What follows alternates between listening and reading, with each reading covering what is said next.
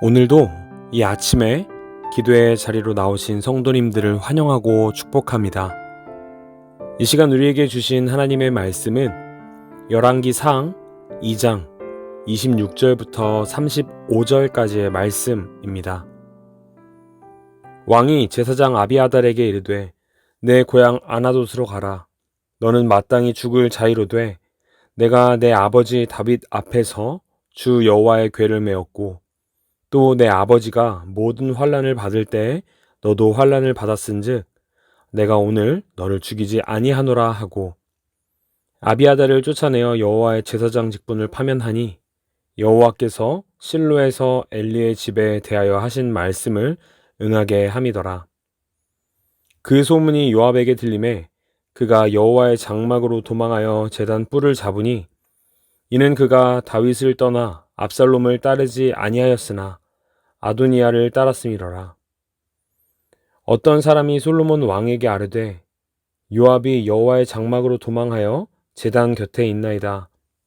솔로몬이 여호야다의 아들 브나야를 불러 이르되 너는 가서 그를 치라. 브나야가 여호와의 장막에 이르러 그에게 이르되 왕께서 나오라 하시느니라. 그가 대답하되 아니라 내가 여기서 죽겠노라. 브나야가 돌아가서 왕께 아뢰어 이르되 요압이 이리이리 내게 대답하더이다. 왕이 이르되 그의 말과 같이 하여 그를 죽여 묻으라. 요압이 까닭없이 흘린 피를 나와 내 아버지의 집에서 내가 제하리라. 여호와께서 요압의 피를 그의 머리로 돌려보내실 것은 그가 자기보다 의롭고 선한 두 사람을 쳤음이니 곧 이스라엘 군사령관 넬의 아들 아브넬과 유다 군사령관 예델의 아들 아마사를 칼로 죽였음이라.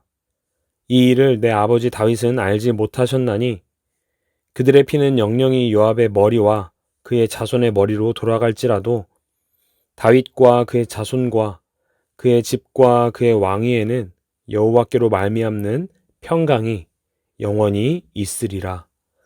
여호야다의 아들 브나야가 곧 올라가서 그를 쳐 죽이매 그가 광야에 있는 자기의 집에 매장되니라. 왕이 이에 여호야다의 아들 브나야를 요압을 대신하여 군사령관으로 삼고 또 제사장 사독으로 아비아달을 대신하게 하니라. 아멘. 나무를 가꿀 때 반드시 해야 하는 것이 있습니다. 바로 가지치기입니다. 이 가지치기를 해야 하는 이유에는 세 가지가 있다고 합니다.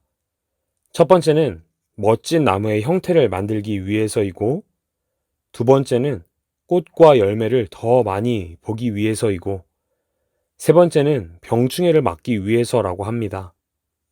나무의 가지를 치며 과하게 나와 있는 부분들은 잘라내며 깔끔하고 아름다운 모습으로 나무를 가꾸기도 하고, 또 불필요하게 많은 나뭇가지들이 있다면 그 나뭇가지로 영양분이 흩어지기 때문에 가지치기를 해야 그 나무가 많은 꽃과 열매를 맺을 수 있다고 합니다.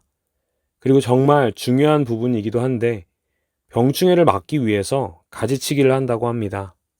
바람이 잘 통해야 그 안에 썩거나 병든 가지들, 벌레들이 생기지 않게 되는데 특별히 이때 시들었거나 병든 나뭇가지들은 속히 잘라내야 건강한 나무가 될 수 있다고 합니다.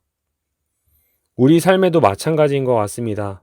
우리의 삶을 힘들게 하거나 병들게 하는 것들은 잘라내고 유익한 것들을 세워가고 채워가야 우리의 삶도 정신적으로, 육체적으로 또 신앙적으로 건강해질 수 있습니다. 오늘 본문은 솔로몬의 왕권이 이제 제대로 확립되어 가는 과정을 보여줍니다. 아도니아와 왕이 쟁탈전을 마치고 그 왕좌를 갖게 되자 솔로몬은 두 사람을 이 나무 가지치기를 하는 것처럼 정리하게 됩니다. 첫 번째 사람은 제사장 아비아달입니다. 제사장 아비아달을 파면시켰습니다. 아비아달은 비록 아도니아를 지지하는 모습을 보였지만 아버지 다윗 왕의 인도함을 따라 여호와의 궤를 메었고 또한 다윗이 사울의 공격을 피해 도망 다니며 어려움을 겪고 고난의 시기를 지날 때에 다윗과 함께 그 고통을 받고 그 시기들을 헤쳐나갔던 사람이었습니다. 또한 하나님의 사람으로 여호와의 세우심을 받은 제사장이었기 때문에 솔로몬은 아비아달을 죽이지 않고 제사장직에서 파면시키며 그의 고향으로 돌려보내게 됩니다. 두 번째 사람은 군대장관 요압입니다. 요압을 죽이게 되었습니다. 요압은 비록 다윗을 위하여 함께 목숨을 걸고 싸웠던 사람이었지만 아비아달과 다르게 죽임을 당할 수밖에 없는 이유가 있습니다. 본문 32절 말씀입니다. 여호와께서 요압의 피를 그의 머리로 돌려보내실 것은 그가 자기보다 의롭고 선한 두 사람을 쳤음이니 곧 이스라엘 군사령관 넬의 아들 아브넬과 유다 군사령관 예델의 아들 아마사를 칼로 죽였음이라. 이 일을 내 아버지 다윗은 알지 못하셨나니. 아멘.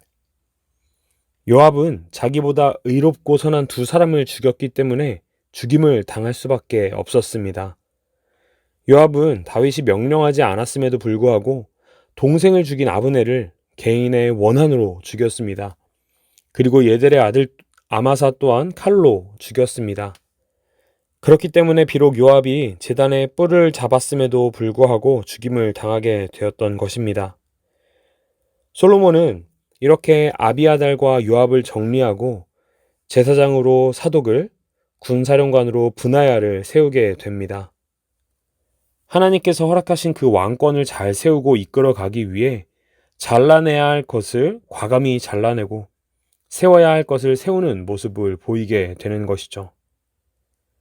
사랑하는 사김의 교회 성도 여러분, 과연 이러한 솔로몬의 모습을 보며 우리가 묵상해야 할 모습은 무엇일까요? 이렇게 과감하게 한 나라의 핵심 인물을 정리한 솔로몬. 하지만 그 선택은 반드시 필요한 선택이었습니다. 하나님의 뜻을 거스르는 선택을 한 제사장과 무고한 사람에게 살인을 저지른 군사령관을 정리하는 것은 하나님의 뜻대로 나라를 세워가는데 필요한 정의였습니다.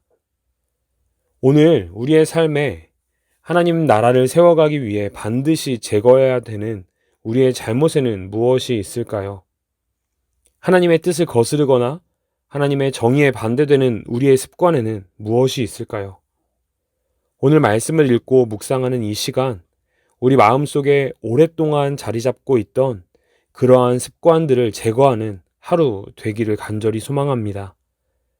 이 습관들을 제거하기 위해 먼저 하나님께서 기뻐하지 않으시는 모습이 무엇인지 생각해보고 내 안에 있는 모습을 돌아보며 과감히 포기하여 나아갈 수 있어야 합니다. 반대로 하나님 나라를 세워가기 위해 우리가 가져야 하는 것은 무엇일까요? 우리가 삶에서 실천해야 할 하나님의 정의는 무엇일까요? 오늘 이 시간 하나님께 그 답을 간절히 묻고 그 질문에 대한 답을 얻는 오늘 이 시간 되기를 소망합니다. 간절히 바라기는 오늘 하루 성도님들의 삶 가운데 하나님의 나라가 세워지고 하나님의 뜻이 이루어지며 하나님의 정의와 공의가 실현되기를 간절히 소망합니다. 함께 기도하시겠습니다. 이 시간 이렇게 함께 기도합시다. 하나님, 내 안에 잘못된 습관들과 모습들을 잘라낼 수 있는 과감함을 허락해 주시고 하나님이 기뻐하시는 모습이 무엇인지 깨달을 수 있는 지혜를 허락해 주옵소서. 나의 삶에 하나님의 나라가 실현되는 오늘 되게 하소서.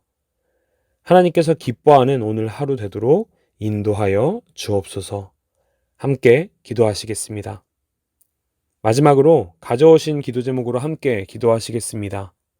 개인과 가정과 각 직장과 속해 있는 곳을 위하여 함께 기도해 주시고 교회를 위하여 함께 기도하실 때 사랑하는 다음 세대와 청년 자녀들을 위하여 또 함께 예배할 예배 처소를 위하여 하나님의 인도하심으로 모든 것들이 이루어지도록 함께 간절히 기도하며 나아가겠습니다. 함께 기도하시겠습니다.